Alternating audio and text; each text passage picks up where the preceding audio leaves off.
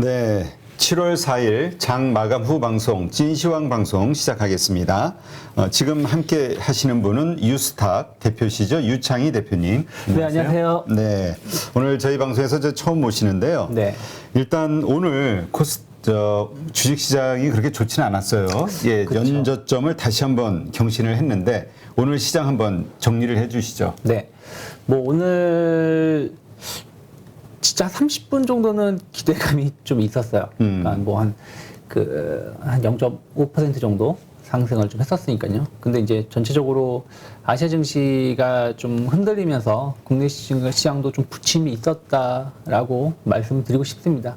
특히 이제 오늘 좀 많은 투자자분들이 좀 힘겹다라고 느끼는 것은 시장은 0.2%밖에 하락하지 않았어요. 그리고 코스피 200 지수를 보신다면 거의 보합권일 겁니다. 지금 보시면 0%, 그러니까 한마디로 그냥 보합이죠. 네. 보합인데 오늘 하락한 종목이 코스피 같은 경우가 600 종목, 693개, 거의 700 종목이죠. 오른 게 한 180개밖에 안 되고, 또 코스닥 같은 경우는 1000 종목이 넘는 하락을 보여줬죠. 1100개 종목, 그리고 300개 종목만 오르는 모습들. 그러다 보니까 막상 개인 투자자분들이 가지고 계신 종목분들은 거의 대부분 하락을 했을 거고요. 또 오늘 어찌되었든 시장 대비해서 강했었다라고 표현할 수 있는 뭐 조선주였든 뭐 신재생 에너지든 뭐 방산주든 이런 종목군들이 대거 좀 급락세가 나오는데, 특별한 악재성이 있었나 본다라면 그런 것도 없었다고 생각하고 있습니다. 뭐 건설주야 뭐 악재가 좀 일부 있었습니다만, 그래서 좀 투자 심리는 상당히 안 좋았다라고 보고 있습니다.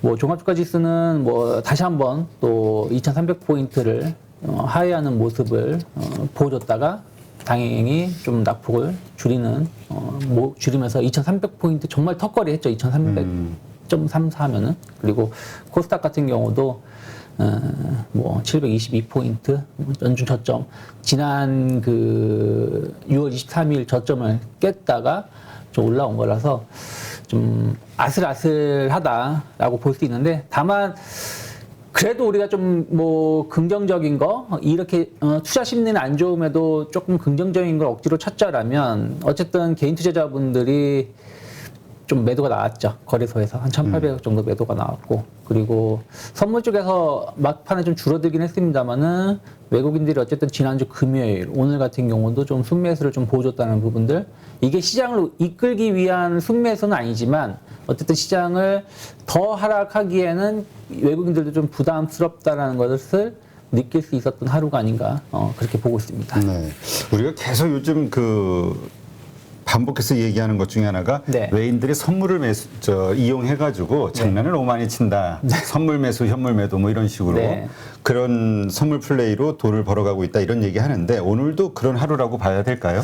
저는 뭐 그렇게 보고 있지는 않아요. 그러니까 외국인들이 선물 매도로 시장을 압박을 했었던 것은 지난 6월 초부터 6월 중순 정도까지라고 보시면 되실 것 같아요. 그러니까 종합주가 지수로 설명해 드린다면, 제가 보는 관점에서는요. 그래서 한 2,400포인트 정도까지는 외국인들이 좀 선물을 좀 압박을 하면서 조금 지수를 좀 크게 눌렀다라면, 그 다음부터는 외국인이 공격적으로 선물 매도가 없었습니다. 오히려 하락하면 하락할수록 매수가 좀 강하게 유입됐었죠. 이때도 마찬가지입니다. 지난 6월 22일이나 6월 28일 수급을 좀 보신다라면, 일별로 보신다라면 외국인들 선물 보시면 6월 27, 23, 24 이때도 보시면 강하게 선물 매수가 들어왔었죠. 그러니까 한 21일부터 보시면 매도가 많지가 않아요.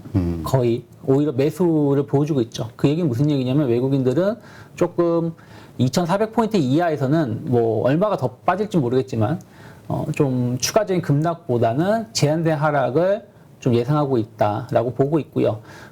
거래소도 마찬가지입니다. 외국인들 매도가 나오긴 합니다만은 아주 무차별적인 매도라기보다는 제한된 매도, 하루에 뭐 한 1, 2천억 정도의 매도, 이 정도를 보여주고 있기 때문에 현물 시장에서도 마찬가지로 좀 막 부정적으로 보고는 있진 않다. 다만 그렇다고 해서 시장을 떠받칠 생각은 없다라는 것이죠. 그러니까 선물에서 매수는 어떻게 보면은 그 앞에서 매도한 거에 대한 환매, 수익성 매수가 들어오는 것이라고 보시면 되겠고, 현물에서의 매도는 매도가 삼성전자를 필두로 해서 IT 쪽에 대한 매도가 나오고 있지만 이것이 시장을 무너뜨리기 위한 매도라기보다는 어쨌든 실적에 대한 우려감 이런 것 때문에 비중 조절이 나오는 것이 아닌가. 그러다 보니까 삼성전자가 지난주 목요일 기점인가요? 29일인가를 기점으로 해서 외국인 비중이 50%가 무너졌잖아요. 그런 부분들이 수급적으로 나오지 않았나 생각하고 있습니다. 네. 자, 지금 오늘 특징적인 섹터들 좀 보면은 요즘 진단키트주의 흐름 어때요? 지금 코로나 확진자가 조금씩 늘어나는 거 아니냐 이런 의견도 있기는 하거든요. 네.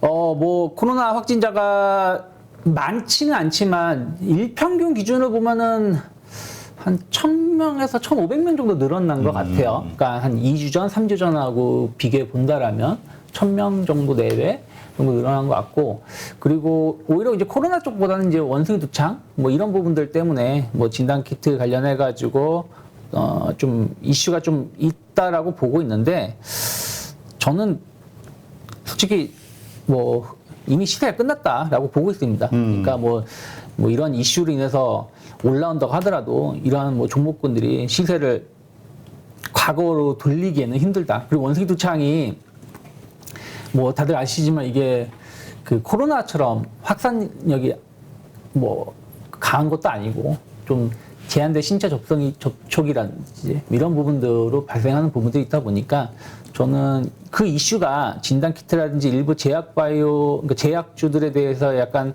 관심도는 만들곤 있지만 뭐 테마성의 움직임이지 시세가 연속성이지 않다라고 보고 있습니다. 네. 자, 지금 요즘 인플레이션 관련해서 그동안 곡물가가 이제 글로벌리 상당히 급등을 했었죠. 그러면서 이제 관련해서 뭐 다양한 그 테마들이 만들어지면서 이제 상승을 했었는데 지금 어떻습니까? 다시 곡물가가 하향 안정화 돼가고 있는 거 아니냐? 그에 따라서 또 관련된 뭐 움직이는 주식들이 있다고요? 그렇죠. 그 결과론적으로 따지자면 상반기 때에 많은 그 관심이 있었던 게 약간 원자재, 에너지, 농산물 쪽이라고 보시면 되실 것 같아요. 뭐 선물 시장에서 연이 상한가를 기록했었으니까요. 또 유가도 120달러까지 갔었고. 근데 막상 어쨌든 이제 러우 전쟁이 2월 24일인가 발발을 한 다음에 한 3개월 정도 지난 거 아니겠습니까? 그러니까 3개월 조금 더 지난 것인데, 그 지금 곡물 선물 흐름을 소맥 이제 밀가루죠. 흐름을 보시면 그때 가격 상승했었던 시점까지 지금 하락을 한 상황입니다. 거의. 그 러우 전쟁 많이 빠졌네요. 그동안. 발발하기 직전까지도 지금 하락을 했고요.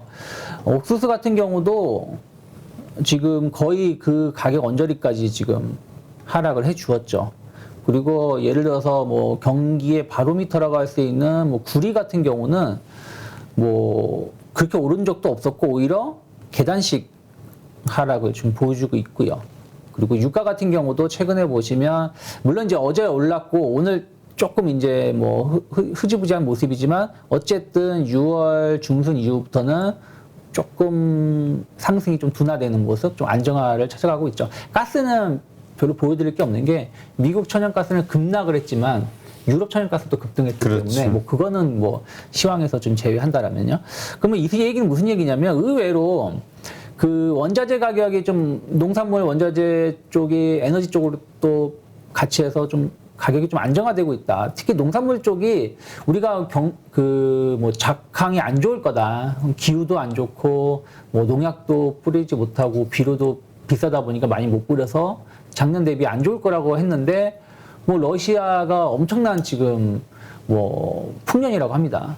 미국도 생각했던 것보다는 좋은 작황이 나오고 있고요. 거기다가 러시아가 그 식량 수출을 막아야 되는데 이번에 지난주 나온 뉴스 보시면 어쨌든 항구로 해서 수출을 하겠다라는 발표도 했었죠. 그래서 그런 부분들 본다라면 식량 문제가 생각했던 것보다는 조금 완화될 수 있겠다는 어떤 기대감들이 좀 나온 것 같아요. 그래서 지난주 금요일에 보시면 식량 관련 약간 음식료 업종군들이 좀 반등을 보여줬죠. 뭐 대표적으로 농심 같은 경우가 지난주 금요일에 6% 정도 상승을 좀 보여줬었고요. 그리고 뭐 CJ 제일제당 같은 경우도 오늘도 좀 올랐지만 지난주에도 한 금요일에 같은 경우도 한 3%, 2, 3% 정도 주가가 좀 올라왔었습니다. 그래서 약간 이제 우리나라 같은 경우는 다 수입해 오지 않습니까? 물론 국내에서도 농사를 짓긴 합니다만은 밀가루 같은 경우는 거의 다 수입을 해오는 상황인데 기업이 대체를 할 수가 없었죠.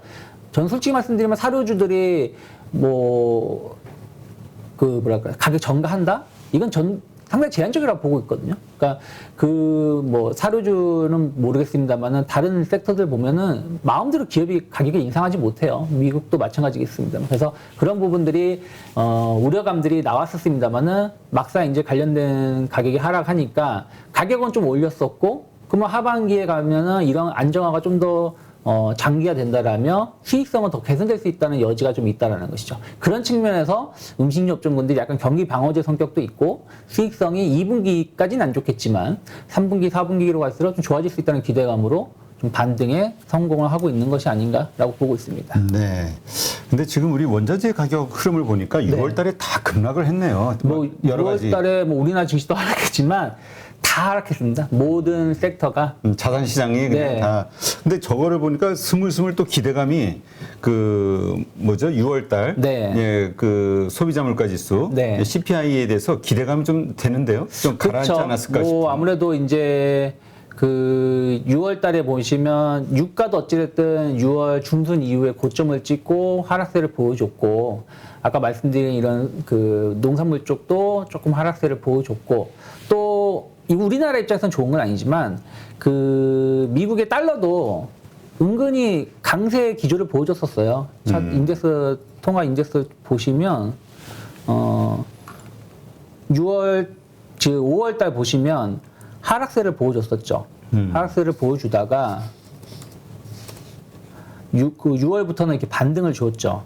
그러면서 다시 한번 거의 고점 원저리에 놓여 있기 때문에 미국 입장에서는 우리야 뭐 고환율이니까 조금 수출, 수입 동향 이런 거라든지 좀 외국인이라든지 이런 부분이 안 좋지만 미국 입장에서는 고환율이 달러가 강세가 수입 물가를 싸게 하는 수입 물가를 싸게 가져올 수 있는 효과를 보여주고 있기 때문에 전체적인 분위기는 다음 주에 있을 소비자 물가 지표가 좀 완화될 수 있으니까 급락은 아니지만 옆으로 누울 수 있다라는 기대감을 만들어주고는 있다라고 보고 있습니다. 네. 하여튼 좀 기대가 되네요. 어떤 결과가 나올지. 그렇다고 또 우리가 너무 마음을 놔서도 안 되겠죠. 네. 예, 이러다가 당한 게 그렇죠. 한두 번이 5월 아니라 달에도 대통령 당했으니까요. 그냥 뭐 진짜 고점을 찍고 네. 그렇죠? 그런 꺾였다. 네. 뭐 이런 기대감으로 확 올라갔다가 그냥 바로 꼬꾸라져 가지고 자, 그다음에 이제 2분기 실적 시즌이 다가오는데 네. 이제 그동안 우리가 좋을 것이다 했던 그 기업들 요즘 뭐 삼성전자, 하이닉스부터 일단 감익이 시작이 되고 네. 있잖아요. 그러니까 실적 시즌이 과연 증시에 어떤 영향을 미칠까? 오히려 부정적인 영향을 미치지는 않을까? 실적이 안 좋아서 네. 이런 걱정들을 하거든요. 근데 저는 솔직히 말씀드리면 어느 정도 반영됐다 생각하고 있어요. 그러니까 미국 같은 경우는 그러니까 지금 우리가 1분기 실적에 뭐라 그럴까요? 뭐 트라우마가 있어서 지금 먼저 좀 가민하게 반응한다라고 보고 있거든요. 무슨 얘기냐면 1분기 때 미국이 증시가 안 좋았을 때 1분기 실적은 결과는 좀 좋을 거야. 그러니까 지금 증시 하락을 좀 방어해주고 좀 반등을 줄 수 있는 모멘텀을 작용하지 않을까라는 기대감들이 있었는데 이게 뭐 JP모건, 뭐 골드만삭스 금융주 실적 발표를 하면서 또 처참하게 무너졌죠. 금융주 실적 발표하면서 주가가 하락을 했었고 그리고 대형 빅테크 종목군들이 발표를 하면서 또 2차 하락을 하면서 실적이 좋게 나와도 의미가 없구나. 결국에는 앞으로의 전망치가 안 좋게 나오면은 뭐 사정 없구나 라는 것을 확인했었죠. 그러다 보니까 2분기 때도 마이크론도 그랬습니다만은 결국에는 전망치가 좀 부정적으로 나오다 보니까 안 좋은 것이 좀 몇 번 나오다 보니까 2분기도 안 좋을 것이라는 우려감들이 있는데 저는 그런 것도 어느 정도 지금 반영되었다 생각을 좀 하고 있어요. 그래서 1분기 어닝 시즌만큼의 주가를 끌어내릴 만할 정도의 악재일까라고 본다라면 그건 아니지 않을까? 오히려 요즘에 그 배드이즈 굿이라고 해서 안 좋은 뉴스가 나오면은 시장이 뭐 경기 부양이라든지 금리 인상을 좀 둔화시킬 거라는 뭐 어떤 기대감에 의해서 주가가 올라가듯이 실적이 안 좋은 거는 이미 반영이 됐다. 하지만 예상했던 것보다는 좋았고 혹은 반대로 예상했었던 가이던스보다는 좀 좋다라는 인식이 나온다라면 의외로 시장은 뭐 폭락이 아니라 좀 제한된 반등을 줄 수도 있지 않을까라고 저는 생각을 좀 하고 있습니다. 그렇군요. 자, 지금 우리가 일단 지금 이제 다 하락장으로 다 이해를 하고 네, 있잖아요. 예. 네, 그동안 참 인정을 하기가 어려웠는데 그쵸. 조정장이라고 계속 네. 해왔으나 이제는 뭐 모든 게 다 하락장으로 그쵸. 정리가 되는 것 같고 이게 언제까지 이어질 것이냐 아마 이러한 것들이 지금 가장 큰 고민이죠. 지금 네. 다들 고점에 물려 있고 네. 이렇게 쌀 때 역시 저가 매수를 들어갈 만하냐? 이 지금 전에 말씀하셨듯이 기업 실적 발표 이후에 혹은 CPI 발표 이후에 아니면 금리 인상 발표 이후에 이 어느 시점을 우리가 좀 시장이 상승하는 시점으로 예상을 하면서 뭐 매수의 관점을 지켜봐야 될 네. 것이냐? 뭐 엄밀히 따지면은 뭐 시장을 지금 현금이 100%이신 분들은 뭐 지금 뭐 이런 말씀드리기 뭐하지만 언제 주식을 살까? 조율 중이라고 생각하고 있습니다. 지금 사나 뭐 2100포인트에서 사나 결국에는 1년 뒤나 2년 뒤에는 지금보다 높은 지수에 있을 가능성이 높기 때문에 뭐 그런 부분들 걱정하지 않으시지만 고점에서 대부분은 근데 다 고점에 물려 그렇죠. 있어요. 많으신 이미. 분들이 이 방송 보시는 분들 대부분이 고점에서 물려 있으신 분들이라는 거죠. 그러면 그분들은 내가 지금이라도 도망을 쳐야 되는 것인가? 도망을 치고 다시 재정비를 할 것인가? 아니면 지금 시간과의 이제부터라도 시간과의 싸움을 갈 것인가? 라는 고민이 있다라고 좀 보고 있습니다. 그래서 결국에는 이제 뭐 오늘 7월 2일이지만 상반기를 한 번 더 정리를 해본다라면 뭐 우리나라가 뭐 6월 달에 많이 하락을 했지만 상반기 증시의 특징을 좀 본다라면 물가, 금리, 경기 침체 여기 계속 사이클을 돌아갔어요. 그러니까 무슨 얘기냐면 연초에는 작년처럼 물가 제한적이다, 인플레이션 꺾일 거다라고 했는데 결국에는 고물가가 장기화되고 오히려 유럽, 뭐 아시아까지 이 고물가가 연쇄적으로 옮겨 붙는 흐름을 보여줬었고요. 뭐 금리 같은 경우 천천히 하겠다, 인상하겠다라고 했지만 뭐 빅스텝은커녕 자이언트 스텝을 넘어서 지금 원빅이라는 얘기가 나오고 있지 않습니까? 1% 상승. 이렇게 얘기가 나오고 있고 또 하나는 이제 경기 침체죠. 뭐 파월이 소프트 랜딩이다. 그 다음에 소프트 TC 랜딩이다. 지금은 이제 경기 침체를 받아들여야 된다. 경기 침체 나오더라도 우리는 금리 인상할 거고 경기 침체가 나올 때까지 금리 인상할 거라고 발언을 하는 거 보면은 본인이 경기 침체를 만들겠다라는 걸 선언을 한 것이나 마찬가지로 보고 있으면 될 것 같아요. 그래서 상반기 흐름을 보시면 경기 침체 이슈가 발생을 했을 때 그 해당 국가의 주가가 폭락을 했었다라는 것이죠. 그래서 뭐 대표적으로 먼저 반응을 한 것이 유럽하고 홍콩이에요. 특히 홍콩 같은 경우는 유럽계 자금이 많이 들어가 있어요. 네. 그리고 또 상반기에는 아시다시피 그 코로나 때문에 중국이 봉쇄를 좀 강하지 않았습니까? 다른 나라 대비해서. 그러다 보니까 유럽 같은 경우는 러우 전쟁이 발생을 하면서 원래 올해 유럽 경기가 나쁘지 않을 거라는 전망이 있었던 부분들이 러우 전쟁 때문에 경기 침체로 갈 것이라는 게 이미 2월 달부터 얘기가 나왔었고 그때 주가가 뭐 한 달도 안 돼서 한 20% 이상 급락이 나왔어요. 이때 유로스탁스 50을 제가 지금 보여드렸지만 뭐 닥스 같은 경우 보면 하루에 막 10%씩 하락을 했습니다. 8, 9%씩. 홍콩도 마찬가지예요. 3월달, 2월달, 3월 전체 창으로 좀 해주시죠. 아 예, 2월달, 3월달에 좀 보시면은 천천히. 네. 2월달, 3월달에 보시면. 그때 당시에 이제 코로나 그 팬데믹 때문에 좀 봉쇄를 강화하고 또 이때 뭐 그 중국, 미국 간의 분쟁이 있으면서 뭐 닷컴 기업들 뭐 규제한다 어쩐다 막 미국에서 세출시키겠다 막 이런 얘기가 오고 가고 하면서 막 하루에 막 홍콩도 막 8%, 막 10%씩 가까운 하락세를 보여줬었어요. 그리고 나서 그것이 끝나고 나서 좀 반등을 준 거라는 거죠. 미국도 마찬가지입니다. 금리 이슈로 인해서 1, 2, 3월 달 하락을 했지만 경기 침체 이슈가 발생한 건 4, 5월이거든요. 네. 그러면서 4월 달, 5월 달 S&P 500 같은 경우는 한 15% 정도 하락을 했고 나스닥 같은 경우는 20% 가까운 주가 하락을 보여줬어요. 15,000에서 12,000을 붕괴시켰으니까 20%가 넘는 하락을 보여준 것이죠.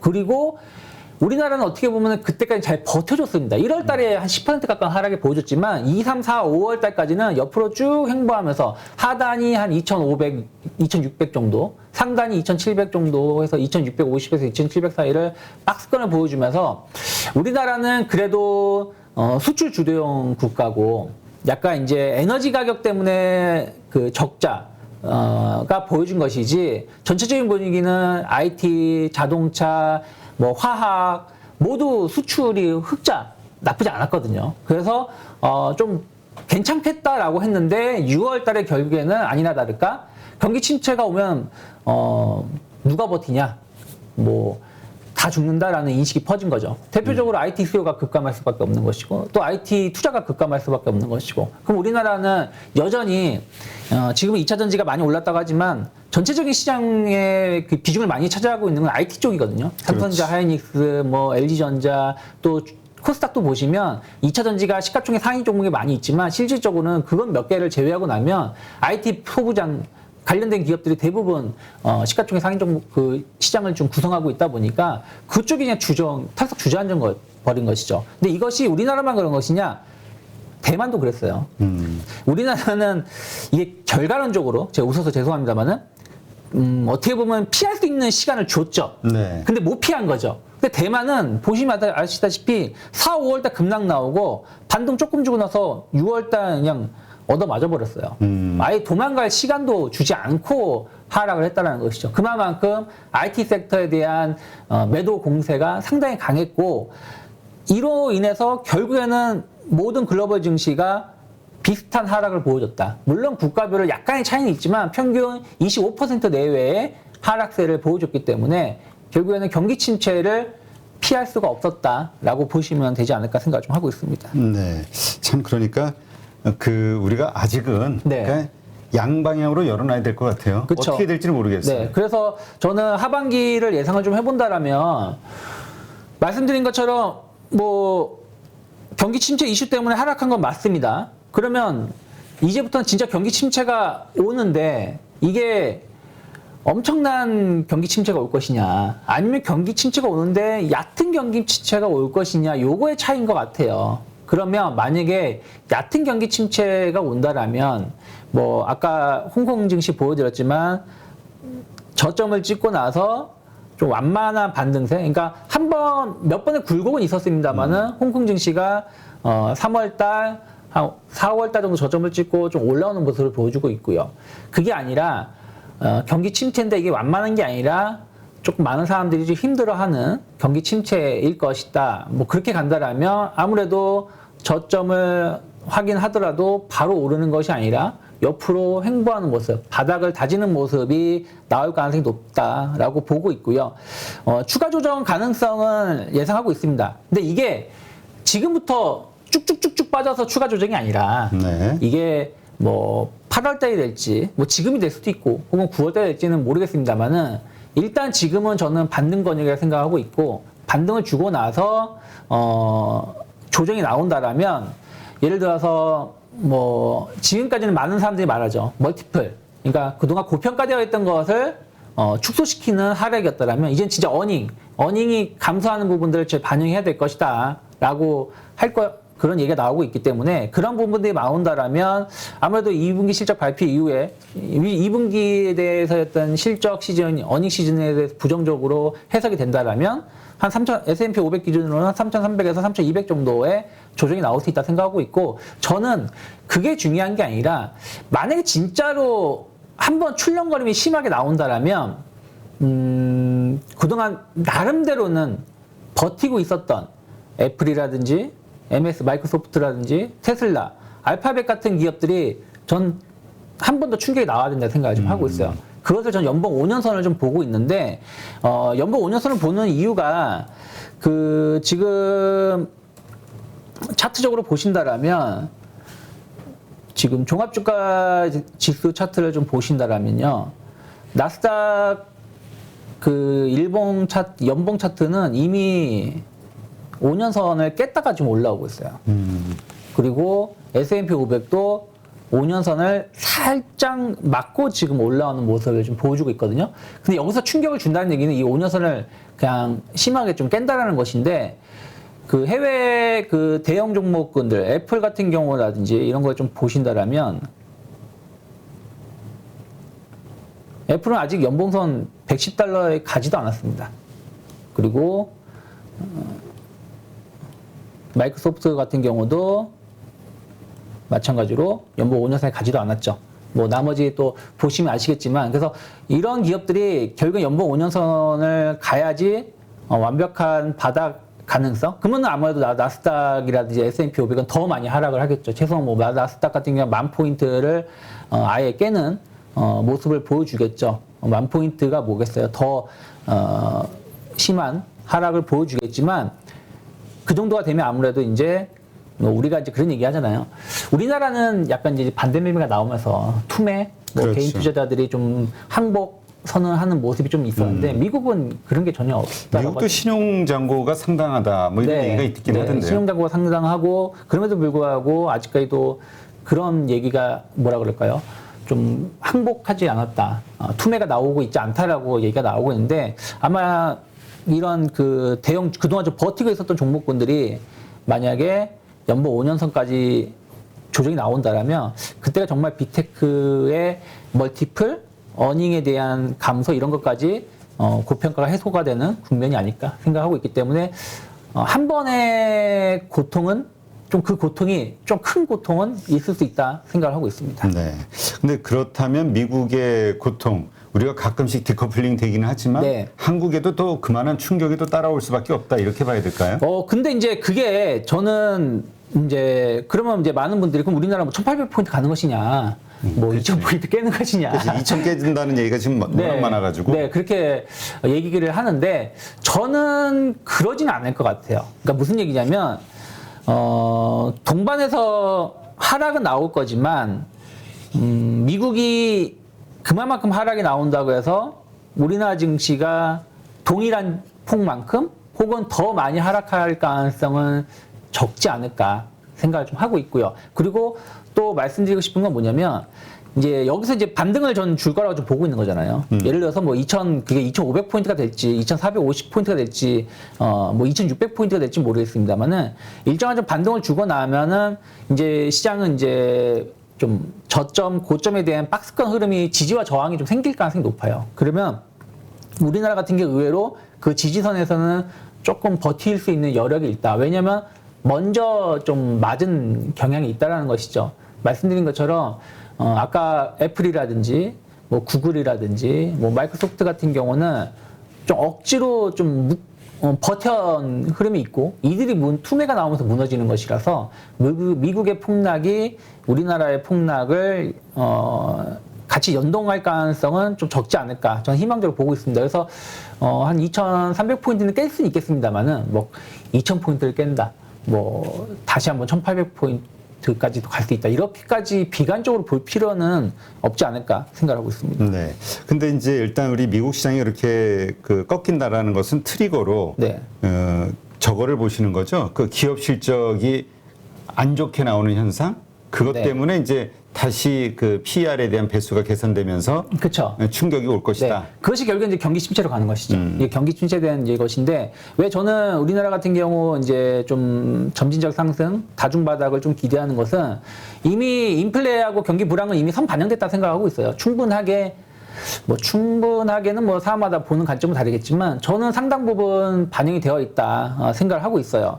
그리고 뭐 지금 시장에서는 이제 이 부분이 여기서 이제 좀 구분이 이제 달라지는 것 같아요. 배드 이즈 굿이라고 해서 금리 상승이 발생하고, 소비 위축 발생하고, 인플레 둔화 발생하고, 경기 침체, 여기까지 다들 하도 들으셔서 아실 거예요. 그러면 결국에는 미국이 경기 부양을 할 것이다라는 기대감으로 지금 작용하고 있는데 저는 이건 아니라고 생각하고 있어요. 경기 부양한다고 경기가 침체가 온다고 해도 미국 경기 부양 안 할 것 같아요.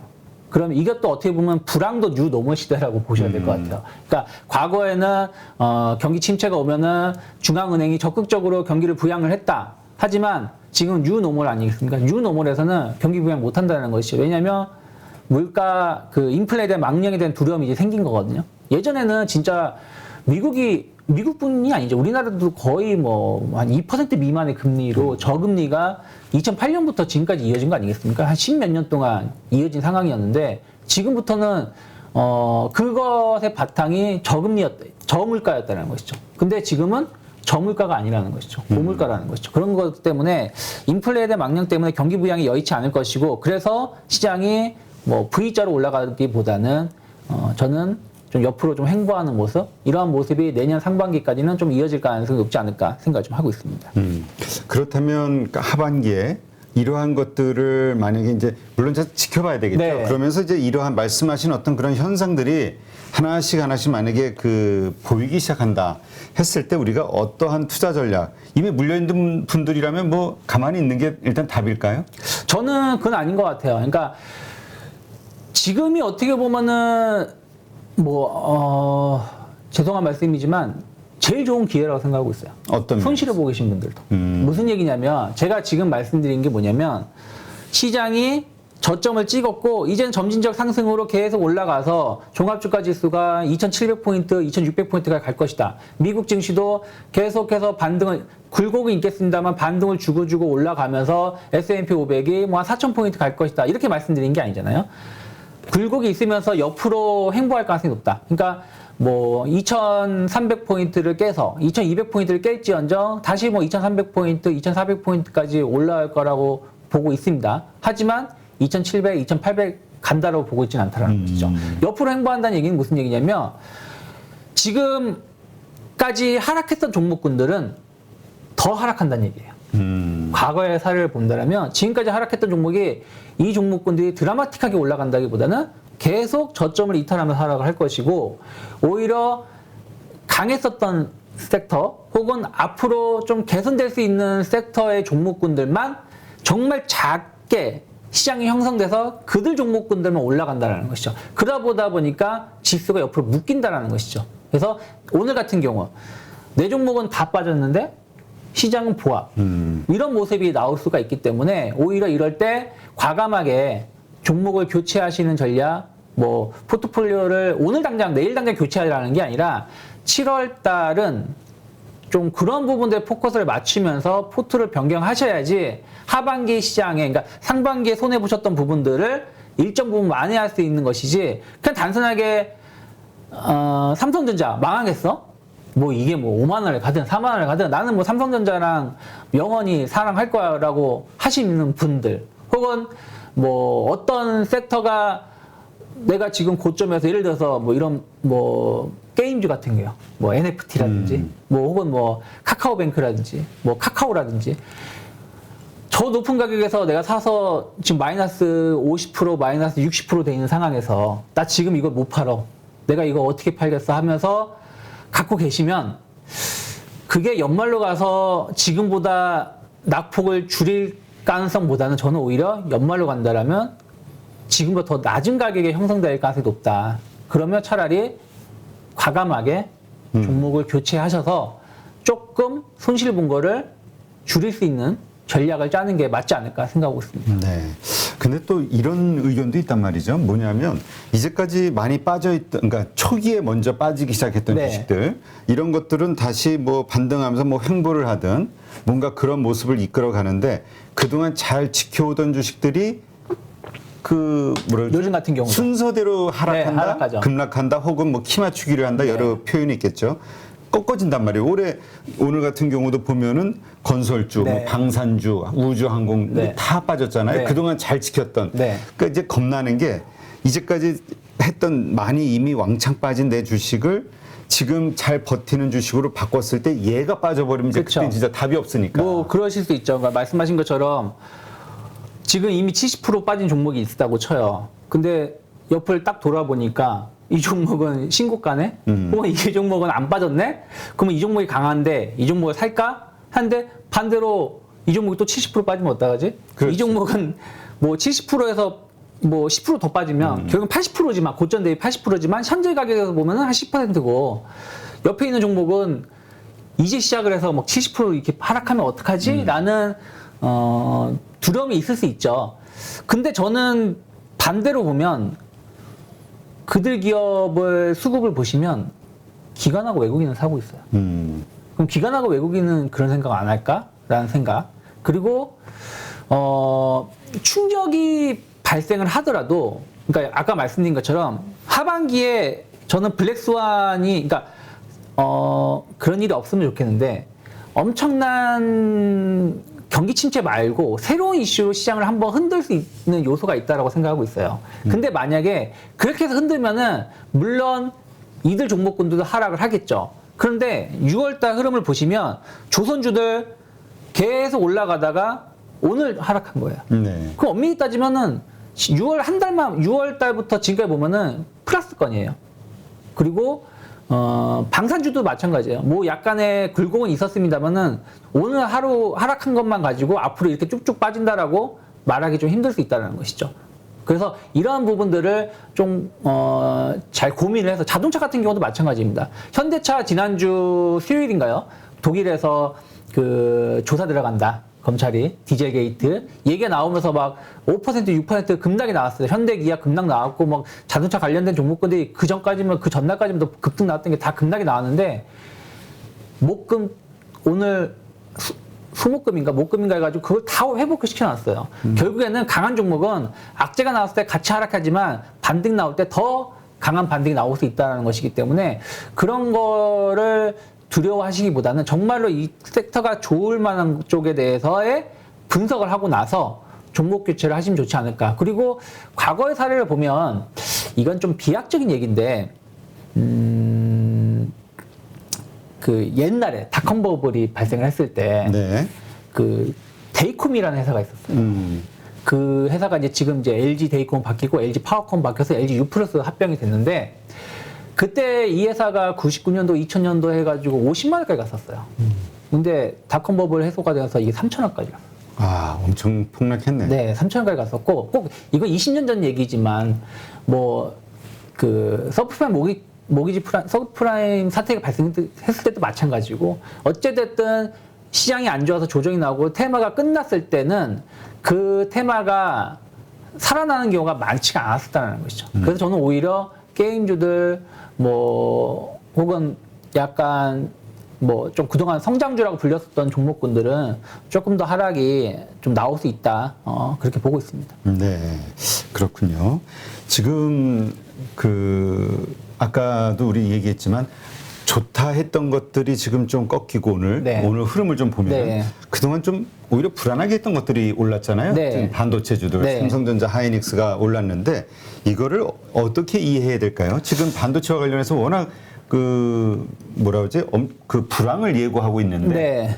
저는 그냥 이건 저가 변수라고 보고 있어요. 그러니까 무슨 얘기냐면은 오늘 그래서 조금 이제 시장에 대해서 그렇게 조금 말씀을 못 드리는 것 중에 하나가, 지난주 금요일 같은 경우도 마이크론 같은 경우 보면은 그 53달러인가요? 53달러를 깨서 51달러까지 갔었다가 반등을 줬어요. 마이크론 테크놀로지 차트 한번 보실까요? 예. 지금 보신다라면 그 지난주 금요일에 아예 저점을 깼었죠. 51달러까지 갔다가 반등을 줘서 53달러에서 마감을 했거든요. 결국엔 이것도 이제 저가 매수가 들어와 준 거거든요. 그런 부분들이 오늘 삼성전자하고 하이닉스 쪽에 대해서 외국인들하고 기관이 좀 매수가 들어온 거다 생각하고 있고, 원래 이쪽에 매수가 들어와 주면서 그동안 강했었던 쪽, 조선이라든지 자동차라든지 신재생 에너지라든지 방산이라든지 이런 쪽도 같이 매기가 들어와줬다라면 오늘 진짜 의외로 그 바닥을 확인시켜주는 강한 반등이 나올 수 있었을 텐데 그러지 못했다는 것이죠. 그 얘기는 무슨 얘기냐면 시장에 돈이 없다라는 것이 확인되는 것이고, 시장에 돈이 없다는 게 개인 투자자가 돈이 없다는 뜻이 아니라 그 기관이라든지 이런 쪽에서 시장을 떠받칠 수 있는 자금이 좀 한계가 있다라는 것을 여실히 보여준 것이고, 그리고 외국인들도 아직까지는 뭐 앞으로도 마찬가지겠습니다만은 주식을 적극적으로 사지 않겠다는 의지를 보여준 것이라고 저는 생각하고 있습니다. 그냥 단순하게 그냥 너무 많이 하락했으니까 삼성전자 하이닉스 조금 기술적으로 반등 주는 정도의 매수만 준 거고 나머지를 또 대신에 좀 돌아가면서 좀 매도가 나온 것이라는 거죠. 그래서 시장 자체가 V자 반등이 아니라 여기서 반등이 나온다면 자율 반등이라고 해가지고 한 2,400포인트, 2,450포인트 정도까지 나올 수 있겠죠. 한 4에서 5% 정도의 반등을 줄 수 있겠습니다만은 그 이상의 반등은 쉽지 않다라는 것을 오늘 시장이 보여준 것이 아닌가 그렇게 보고 있습니다. 네, 알겠습니다. 하여튼 지금 시장 그러니까 그 아마 지난주에 조금 그 뭐라 그럴까 오르는 주식들에 좀 올라타자 해서 네. 갔던 분들이 오늘 또 아마 황망한 뭐 그러실 수 있죠. 근데 저는 오히려 그러니까 어떤 오르는 주식을 뭐 매수하셨는지 모르겠지만 뭐 자동차라든지 조선이라든지 신재생에너지 이런 쪽은 전 조금 흔들림이 있더라도 조금은 비중을 하반기에는 모아가시는 전략이 나쁘지 않다라고 지금 보고 있습니다. 그 뭔가 이렇게 좋아질 거라고 생각하시는 그런 섹터나 주식들이 있다면 어디를 보시는 거예요? 저는 일단은 뭐 방금 말씀드린 것처럼 자동차? 조선주를 좀 보고 있는데 아까 제가 그 곡물 가격 이런 거 말씀드렸었잖아요. 근데 자동차하고 조선주들이 상반기에 조금 좋지 못했다가 좋아진 것은 조금 다르긴 합니다만은 자동차 같은 경우는 그러니까 생산이 제대로 못 해가지고 판매를 못한 부분들도 있었습니다만은 철강 가격 상승이 좀 컸다고 생각하고 있어요. 그러면서 수익성이 감소했다. 한데 1분기 실적을 공개하고 보니까 가격 전가를 잘 했네라는 인식이 있으면서 주가가 강하게 반등을 줬었던 거거든요. 조선주들이 상반기 한 4월 달까지 잘 가다가 5월 달에 무너진 것은 뭐냐면 실적이 좋아질 것이다. 지금 좋다라는 게 아니라 연말이 되면 좋아질 거라는 기대감으로 주가가 올라왔는데 뭐 UA라든지 후판 가격 상승이라든지 이런 것 때문에 이거 안 좋아지겠는데 연말까지도? 이런 우려감들 때문에 조선주들이 5월 달에 그냥 두들겨 맞은 거거든요. 근데 원자재 가격이 하락을 한다? 지금 냉열 간판 같은 게 하락을 하고 있죠. 또 후판 가격도 아마 하락을 할 거예요. 그러면 우리가 예상했던 대로 하반기에 실적 개선되겠네. 하반기쯤이면 이런 인식이 나와주면서 올라온 거라고 좀 보고 있어요. 그래서 원자재 가격이 계속해서 구리라든지 철강이라든지 이런 부분들이 하락세를 보여준다라면 저는 실적 개선, 수익성 개선이 좀 더 빨리 이루어질 수가 있고 거기다가 성장 모멘텀이라는 것이죠. 전기차에 대한 모멘텀. 디젤 게이트라고 현대차 말하지만 그거 판매된 거 20 몇만 대밖에 안 돼요. 뭐 현대차 엄밀히 따지면 유럽에서 그렇게 많이 판매하지 못합니다. 네. 미국에서는 판매를 많이 해도 유럽에서 판매를 하지 못해요. 그리고 현대차 원래 디젤 약해요. 가솔린이 강한 차량 브랜드입니다. 그렇기 때문에 디젤 게이트 너무 걱정할 필요는 없다. 뭐 걱정 아예 안 하면 안 되겠지만 너무 우려할 필요는 없다 생각하고 있고 오히려 전기차 모멘텀 지금 테슬라도 현대차 두려워하고 있지 않습니까? 그렇죠. 유일하게 지금 유럽, 미국에서 전기차 브랜드로 점유율이 높아진 브랜드가 현대 기아밖에 없어요. 그런 부분들 본다라면 전기차 고성장에 대한 수혜 계속 이어갈 수 있다 생각하고 있고 뭐 조선은 말씀드리면 귀 아프시겠죠. LNG선 위주의 수주 증가 그렇죠. 계속 이어질 거라 생각하고 있어요. 그래서 저는 조선주 자동차 관련된 종목은 한 개 종목은 있으시는 게 맞지 않나 생각하고 있고요. 그리고 이제 새로운 성장주예요. 그동안 우리가 뭐 그 플랫폼 관련된 네. 뭐 게임주 뭐 메타버스, 메타, 뭐 NFT, 뭐 2차 전지 다 성장주였었죠. 지금은 안 좋지만 앞으로 어마어마하게 좋을 거라는 거. 거기서 유일하게 성공한 거는 2차 전지 배터리밖에 없어요. 나머지는 과연 성공할 수 있을까요? 플랫폼은 뭐 카카오가 네이버밖에 없으니까 그냥 무시하고 하지만 카카오뱅크가 됐든 뭐가 됐든 플랫폼이라고 카카오페이가 됐든 플랫폼을 내세워가지고 성공했다라고 말하기가 좀 민망하죠. 그렇기 때문에 그 성장주로서 성공한 건 2차 배터리밖에 없습니다. 그런데 저는 앞으로 성장주로 봐야 되는 거는 신재생 에너지다. 뭐 유럽, 미국 계속해서 풍력, 태양광 투자 많이 하겠다고 하고 있고 오늘 이제 신재생 에너지가 하락을 한 것이 정부가 원전 비율을 좀 더 높이겠다. 신재생 에너지 비율은 현재 유지하겠다. 뭐 이런 정도 얘기가 나와주면서 좀 하락을 했는데 원전 마음대로 못 높입니다. 다들 원전에 대한 어떤 좀 중요성, 그러니까 그 전보다는 원전이 좀 필요하다는 인식은 있지만 막상 서울 한복판에 원전 짓는다 그러면 누가 좋아하겠어요? 그러니까 그 시골 마을에 저도 거기서 벌써 데모판이 벌어지는데. 그리고 유럽도 마찬가지예요. 미국도 마찬가지. 미국은 원전 안 지은 지가 벌써 오래됐고, 그 미국은 사막 지역에 있어서 원전을 짓더라도 주민들 반대가 별로 있을 수가 없어요. 유럽 같은 경우도 막상 원전이 대안이라고 하지만 막상 자기 동네에 원전 짓는다 그러면 유럽 사람들 가만히 있을까요? 그 지역 사람들이. 또 하나는 원전은 어찌되었든 지금 당장 뚝딱뚝딱 해서 지어도 가동하는데 5년이 걸려요. 5년 이상 걸립니다. 아무런 문제가 없다고 하더라도. 그러니까 반발 없고 지역 선정 잘 선정하고 한다고 해도 근데 전기가 필요한 건 지금 당장 필요한 거 아니겠습니까? 그래서 뭐 독일 같은 경우도 지금 폐쇄한 석탄 발전소를 다시 돌린다 뭐 얘기가 나오고 있는 것처럼 그러면 결국엔 지금 필요한 거는 전기가 지금이기 때문에 이것을 감당할 수 있는 건 신재생 에너지밖에 없어요. 태양광 패널 뚝딱뚝딱 하면 두세 달이면 전기 만들 수 있고 풍력도 뭐 한 6, 7개월이면 할 수 있습니다. 그래서 그런 부분들이 결국에는 신재생 에너지 쪽으로 포커스는 더 투자는 많이 이루어질 수밖에 없다. 또 우리나라에서 줄인다고 하더라도 뭐 유럽이라든지 미국이라든지 미국은 태양광 그리고 유럽은 풍력 쪽으로 해서 아무래도 유럽은 이제 일조량의 문제가 있기 때문에 해상 풍력 미국은 뭐 사막 이런 데가 있으니까 뭐 태양광 쪽으로 하겠죠. 그래서 그런 부분들 투자가 계속 발생한다라면 저는 우리나라 기업들 충분히 반사 이익 누릴 수 있다 생각을 좀 하고 있고요. 그리고 이게 보통 이제 불황이 없는 산업이라고 하죠. 그 제약주라고 해서 옛날부터 네, 뭐 술, 담배, 뭐 카지노. 오늘 카지노주들이 올라온 게 뭐 오늘만 우리나라에서만 올라온 게 아니라 지난 금요일에 미국 증시 보시면 카지노 관련된 종목들이 많이 올라갔어요.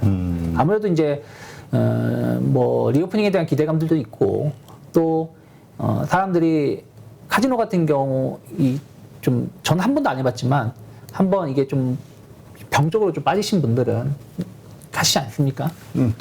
도박은 일단 뭐 끊기 어렵다고 그렇죠. 그러잖아요. 주식도 끊기 어려운 것처럼 저는 주식에 빠져 있지만 그래서 이제 이런 제약주라든지 이런 부분들은 조금은 경기 불황을 좀 피해갈 수 있지 않을까 생각을 좀 하고 있습니다. 그래서 대표적으로 카지노 좀 보고 있고 그리고 이제 오늘 좀 많이 하락을 했죠. 방산주들이. 하지만 방산도 마찬가지입니다. 경기 불황이라고 해서 국방 예산이 갑자기 50% 축소되지 않는다는 것이죠. 경기 호황이라고 해서 갑자기 100% 증가하지 않는다는 거죠. 일정하게 방산 예산은 짜여져 있는 것이고 또 러우 전쟁 때문에 유럽 쪽으로서의 방산 증가가 또 우리나라가 반사 이익을 누리는 부분들이 좀 있죠. 그래서 그런 부분들 보신다라면 저는 이런 쪽도 나쁘지 않다 생각을 하고 있고요.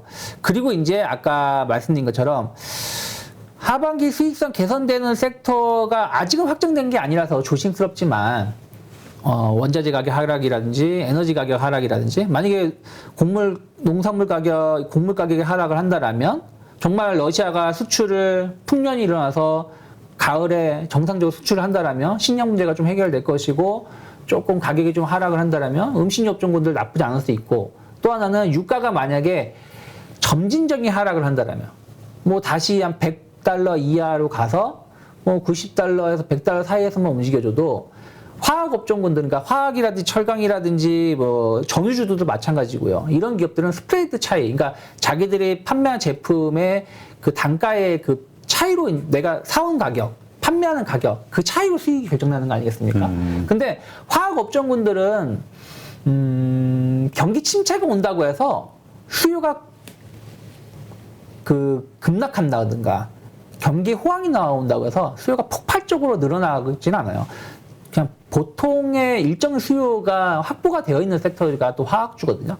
그러면 만약에 에너지 가격이 조금 하락세의 흐름을 보여준다면 아무래도 이제 상반기보다는 하반기가 조금 그런 스프레드 차이가 좀 개선될 수 있는 여지가 좀 일부 있을 수 있는데 이거는 지금 당장 확인될 수 있는 건 아니기 때문에 좀 흐름을 좀 보면서 뭐 종목을 보면 좋지 않을까 생각하고 있습니다. 네, 알겠습니다.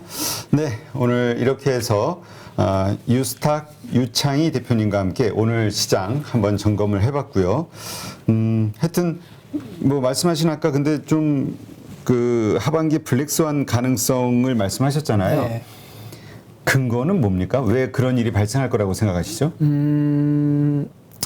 이거 너무 좀 안 좋은 얘기인데 첫 번째는 그러니까 우리 유창희 대표님의 개인 의견이니까 네, 뭐 참고만 하시는 걸로. 저만의 얘기니까 첫 번째는 똑같은 이슈로 시장은 조정은 안 나와요. 절대로 조정이 안 나옵니다. 그러니까 상반기 때 우려 먹은 게 계속 말씀드리지만 경기 침체, 금리 인상, 그리고 경기 침체로 갈 거야 라는 걸로 인해서 주가 전 세계 증시가 적게는 20%, 많게는 30% 정도 하락을 했어요. 그럼 이게 하반기에도 먹힐까? 저는 안 먹힌다 생각하고 있어요. 그렇기 때문에 하반기에 완만한 상승이거나 혹은 옆으로 행보한다라는 말씀을 자신 있게 하는 거예요. 경기 침체 이슈가 발생한다고 하더라도 이미 경기 침체는 주가에 지금 충분히 반영되어 있습니다. 지금 이게 뉴노멀이라고 보고 있는 것 중에 하나가 예전에는 금리가 상승하게 된다라면 시장 금리가 뒤따라왔어요. 그러니까 지금 엄밀히 따지면 미국 금리가 1.5에서 1.75% 금리면 시장 금리가 2% 내외에 움직여줘야 돼요. 그리고 뭐 그렇게 움직여야 되는데 지금 시장 금리는 3% 갔다가 2% 후반까지 왔죠. 그리고 미국 30년물 모기지 금리 보시면 5.8%인가 그렇습니다. 먼저 움직여준 거예요. 그만큼 시장이 똑똑해져서 투자자분들이 똑똑해져서 그런지 모르겠습니다만은 시장보다 먼저 움직였고 그것이 먼저 충격이 나와서 조정이 나왔는데 하반기에는 다른 이슈로 하락을 한다라면 저는 이건 아주 크진 않을 것 같지만 가상화폐, 코인런이 진짜 현실화된다라면 지금 코인런이 되고 있습니다. 연초에 작년까지 작년 한 11월인가요? 그때 기준으로 보면 한 2조 9천억 달러였던 것이 지금 1조 달러가 붕괴됐어요.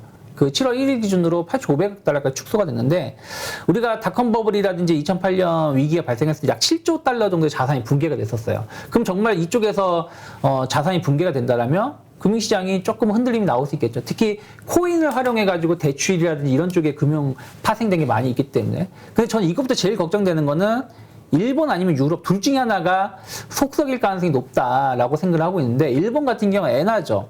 최근에 엔화가 좀 바닥을 다지고 엔저가 조금 완화될 수 있었던 요소 중에 하나는 미국 국채 금리가 6월 14일 한 3.5%인가요? 3.4% 5%까지 갔다가 다시 지금 3% 미만으로 떨어지지 않았습니까? 그러면서 약간 일본과의 금리 차가 줄어들면서 엔화 약세도 좀 완화가 된 건데 만약에 미국 그 파월이 경기 침체가 오더라도 우리는 계속 금리 인상할 거라는 거 시그널을 줘가지고 시장 금리가 다시 급등한다 그러면은 엔저 막을 수가 없을 수 있다는 것이죠. 어떻게 보면 예전에 영국 사태가 발생할 수도 있죠. 어떻게 보면 일본은 지금 엔화를 약간 고정환율처럼 좀 묶어놓으려고 하고 있는 것인데 지금까지 고정환율로 성공한 나라는 단 하나도 없습니다. 그렇죠. 네, 그런 부분들이 걱정되는 게 있고 두 번째는 유럽이에요. 유럽 시스템 붕괴라는 건 뭐냐면 이제 이번부터 금리를 인상할 거 아니겠습니까? 그리고 계속해서 금리를 인상하는데 다들 걱정되는 게 뭐냐면 유럽도 지금 19개 유로존이 있는데 지금 독일이라든지 프랑스 같은 경우는 한 5, 6% 정도 물가 상승인데 제가 어떤 나라인지 까먹었습니다. 그 나라는 20% 금리 물가가 상승을 보여주고 있어요. 유럽마다 다 다르다라는 것이죠. 근데 일괄적으로 금리를 올린다? 그러면 우리나라는 그 유로존에서 헝가리라든지 이런 나라 우리 안 좋은데 금리 올리면 안 되는데 쟤네들은 금리 올리네? 한마디로 금융 파편화가 발생할 수 있다는 것이죠. 그래서 지금 라가르드라든지 이런 사람들이 말하는 게 이거 우리가 막을 수 있는 준비되어 있다. 뭐 독일 국채를 독일은 금리를 올리지만 그 돈을 국채를 좀 안 좋은 나라 이태리라든지 스페인이라든지 이런 국채를 사가지고 밸런스를 맞춰주겠다는데 택도 없는 소리죠. 그거는 이론적으로 가는 것이 시장 그렇게 받아들이지 않을 거라는 거예요. 그래서 이 두 개 중에 하나에서 한 번 만약에 충격이 발생한다면 그건 정말로 금융 시스템의 붕괴 2008년도만큼의 그러니까 시장은 2008년도만큼의 붕괴는 아니지만 해석을 그렇게 할 수 있다는 것이죠. 그러면 진짜 한번 출렁거림이 한번 나올 수가 있고 저는 그러면 그때가 어떻게 보면은 이런 말씀드리면 좀 조심스럽지만 대바닥 진짜 바닥이고 그때가 기회가 될 수 있지 않을까 보고 있기 때문에 뭐 이건 안 나오면 좋은 거고 그렇죠. 나온다라면 항상 그러니까 항상 일정 부분 올라오면 현금화를 해서 항상 준비를 해 놓으실 필요는 있다 생각하고 있습니다. 알겠습니다. 그래서 그런 어떤 변동성 큰 어떤 이벤트가 있을 때 그때 가지고 있던 현금을 좀 사용하자. 네. 그러니까 일부라도 반등했을 때는 현금화를 해놓자. 그렇죠. 최소한 저는 한 2,450 혹은 2,400이 넘어가면 넘어갈수록 비중을 조금씩 계속해서 최소 현금은 한 30-40% 이상은 만들어 놓으셔야 된다. 그리고 나서 정말 바닥 다지기가 발생하면 바닥 다지기 할 때마다 조금씩 주식을 모아가는 전략이 맞지 않을까라고 보고 있습니다. 네, 알겠습니다. 네, 유창희 대표님 감사합니다. 네, 고맙습니다. 네, 오늘 하루도 고생 많으셨습니다. 지표가 종합지수는 뭐 그렇게 크게 내린 것 같지는 않은데 아까 유 대표님 말씀하셨듯이 워낙 많은 종목들이 급락을 했기 때문에 그것도 개인 투자자들이 많이 가지고 있는 주식들 급락을 했기 때문에 아마 체감적으로 많이 힘드셨을 거라 생각이 되네요. 오늘 하여튼 고생 많으셨고요. 내일 오전 7시 장기전 방송에서 다시 한번 어떻게 우리가 시장을 바라봐야 될지 또 함께 의논하도록 하시죠. 수고 많으셨습니다. 약 4억을 투자해서 한 1억 정도 수익이 나고 주식 선물로 해서 한 1억 정도 수익이 난 계좌입니다. 그래서 저 20년 노하우를 벤치마킹 하는 것이 고수익하는 길이라 저는 생각하고 있습니다. 네, 이번에 8.15 캠퍼스에서 정말 특별한 교육 프로그램을 준비했습니다. 많은 분들이 고민하시죠. 어디에서 사야 되는지 그리고 얼마에 팔아야 되는지 이것을 몰라서 참 많은 돈을 잃는 경우들이 있습니다. 그리고 좋다고 생각해서 샀는데 결국 그 자리가 물리는 경우도 있고요. 그래서 우리 영상에서도 여러 번 소개해드렸던 공매도의 고수시죠. 물론 공매도뿐만이 아니라 일반 매수와 관련된 투자자로서도 상당한 수익을 얻고 계시는 분인데요. 그래서 이번에 김용옥 저자님과 함께 우리 많은 개인 투자자들이 실력을 높이고 어떤 시장 환경에서도 돈을 벌 수 있는 전천후 투자자가 될 수 있는 그러한 기회를 준비했습니다. 안녕하세요, 대표님. 네, 안녕하세요. 잠깐 말씀드렸지만 시장이 상승을 하든 그다음에 하락을 하든 어느 쪽으로든 돈을 벌 수 있는 기술, 기법이라는 거.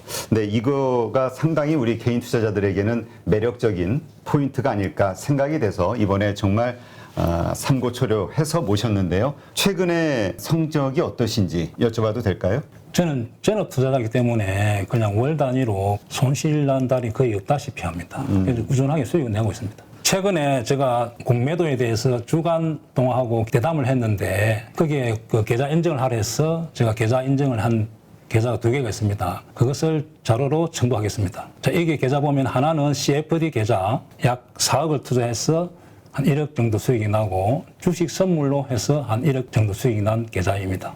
아, 네. 그럼 2월 달에만 2억 정도의 수익을 올리셨다. 예, 대표적으로 이제 공매도 자리를 잘 잡으면은 그렇게 수익이 난다는 것을 제가 보여준 거죠. 그래서 정말 시장이 떨어지거나 혹은 상승하거나 양쪽에서 이제 돈을 벌 수 있는 그런 기법을 가지고 계시기 때문에 상당히 특별하다. 저도 그렇게 생각이 되는데요. 공매도와 일반적인 우리 주식 투자 이 양쪽을 다 같이 하는 투자를 하고 계시는 건가요? 지금 현재도? 예, 저는 지금 매수와 매도, 공매도를 다 반반 정도 합니다. 손흥민 축구 선수가 축구를 잘하는 이유가 왼발, 오른발 사용하기 때문에 축구를 잘합니다. 제가 좀 주식의 차트를 잘 보는 이유도 공매도를 오래 했기 때문에 매도 자리가 정확하게 보입니다. 왜냐하면 저는 매도 포지션을 하기 때문에.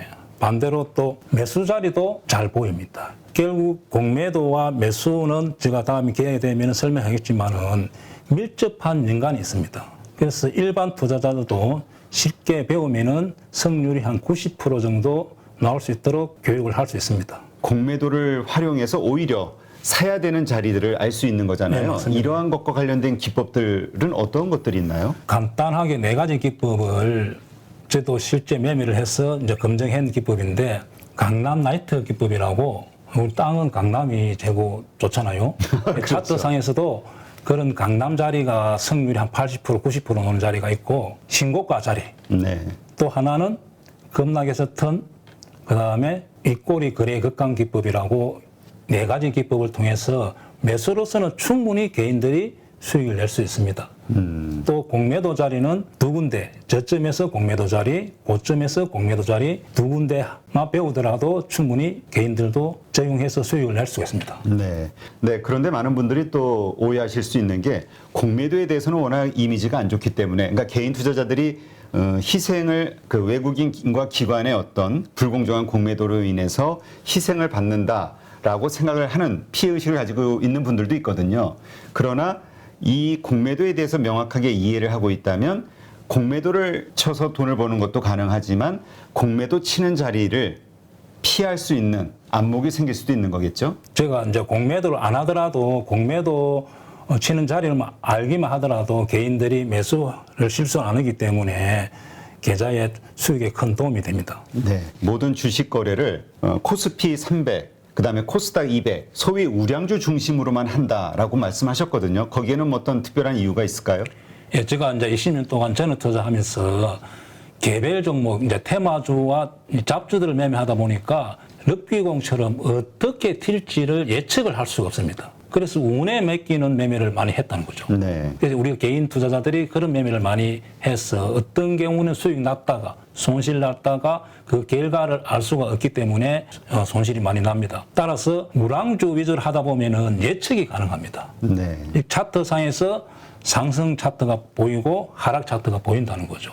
그래서 코스피 300, 코스닥 200, 즉 500 종목 이내에서만 주로 매매를 하기도 하고 교본에 교육할 예정입니다. 수강생들이 등록을 하게 되면 VOD 강의를 들으면서 그 다음에 월 2회 우리 저자님과 실시간 소통을 하면서 배워나가게 되는데 그 기간 몇 개월 정도 배우면은 우리가 그래도 이 교육 과정을 마무리하게 될까요? 저랑 단기 교육을 받고 저 매매하는 거와 여러분들 매매했던 교육생들 같이 피드백을 받아야만 실력이 좋아지고 결과가 좋게 나온다 봅니다. 그래서 한 12개월 정도 교육을 마치면은 회원들의 한 90% 정도가 수익을 날 수 있도록 그런 교육생을 제가 만들고 싶습니다. 이 영상을 통해서 우리 8.15 캠퍼스에서 진행하는 김용옥 저자님의 투자 기법을 배우려고 관심을 가지신 분들, 이런 분들에게 마지막으로 한 말씀 하신다면 어떤 말씀이 있을까요? 자, 주식을 어렵게 배우려고 하지 마시고 고수의 기법을 벤처마킹 하는 것이 시간과 경제적으로 전략이 됩니다. 그래서 저 20년 노하우를 벤처마킹 하는 것이 고수익 가는 길이라 저는 생각하고 있습니다.